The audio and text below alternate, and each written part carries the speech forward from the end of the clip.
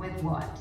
I don't know, but we're all trying to wrap Monsoons bring with it that perfect balmy weather where all you need to do is enjoy hot cups of tea and curl up right in front of the TV and watch your favorite movie. At these times, I like creating food that's so comforting where you can just curl up and enjoy them straight off the plate. One such dish that's a big hit in my family are these honey chili sticky pork spare ribs. 4 ingredients going together, baking to perfection and ready. Goes perfectly well with some beer or large glasses of red wine. Let's get to cooking my version of a honey chili sticky pork spare ribs. Let's get to cooking it.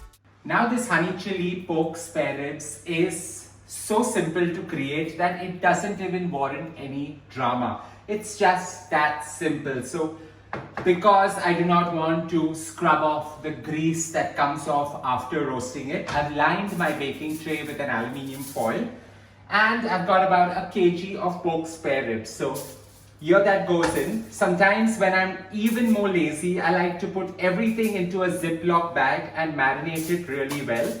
But today calls for a little bit of drama. I'm just going to line these in the baking tray. Now with the pork spare ribs nicely lined in the tray, I'm going to hand pound some ginger. So here I've got a 2-inch cube of ginger and I'm just going to hand pound it. A little elbow grease goes a long way to actually flavor this, and I firmly believe that. So in this goes roughly on top.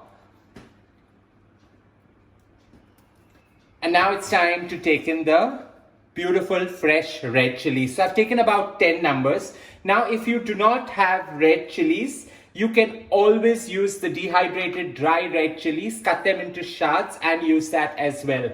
The purpose out here is to get the heat in and not the freshness. Hand pounding these coarsely till they get their great shards coming out, releasing all its flavor. Be careful when you play with this now, otherwise you will burn your entire fingers and your eyes. So put this in, and in goes half a cup of my famed honey. So just drizzle the whole thing on it. This sprinkling of some sea salt, and this is what's going to actually enable the meat to get a nice honeysuckle, beautiful char and caramel. We're going to allow this to sit for about 15 to 20 minutes before we put it straight into the oven.